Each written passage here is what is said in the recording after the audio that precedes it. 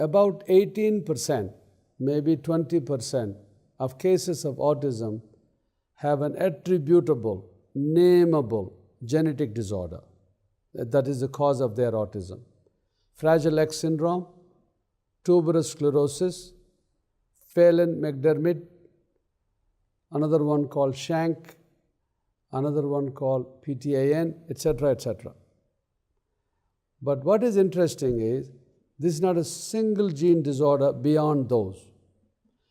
There are dozens of other gene abnormalities that have been found, but it does not appear to be a single source that will explain the autism. More and more are being identified through what is called copy number variations, and with the availability of whole exome sequencing, you will identify more and more of those. However, it appears to be probably polygenetic, more than one gene is involved, and many of these are de novo mutations. It occurred in that baby. Therefore, you cannot track it up the family. Except for one thing that I like to teach using the word shadow syndromes. Sometimes you have a child in my office, 3-year-old, the mother has been shopping around. I give her a firm diagnosis of autism. She begins to cry and she says, I was always afraid of that. I thought you were going to tell me something differently.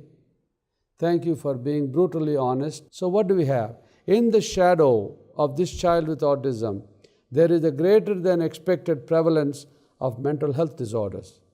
Schizophrenia, obsessive compulsive disorder, high functioning Asperger. This is how it works.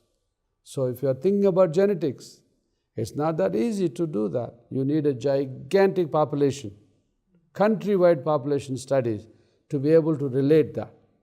So unfortunately, at this time, except for that 15 to 18% of genetic disorders that are known, the other 75 to 80, we don't know. But we know it is a genetic disorder because of twin studies. I don't think anybody should be walking around thinking autism is caused by an injury or an infection. No, it is a genetic disorder. It is already there. And it's not your fault. It could be a spontaneous mutation. If it is tuberous sclerosis, there is a family occurrence and it has a certain inheritance pattern and the gene has been found.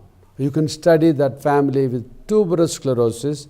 30 to 50% of individuals with tuberous sclerosis have autism. Similarly, Fragile X syndrome has a distinct abnormality of the X chromosome.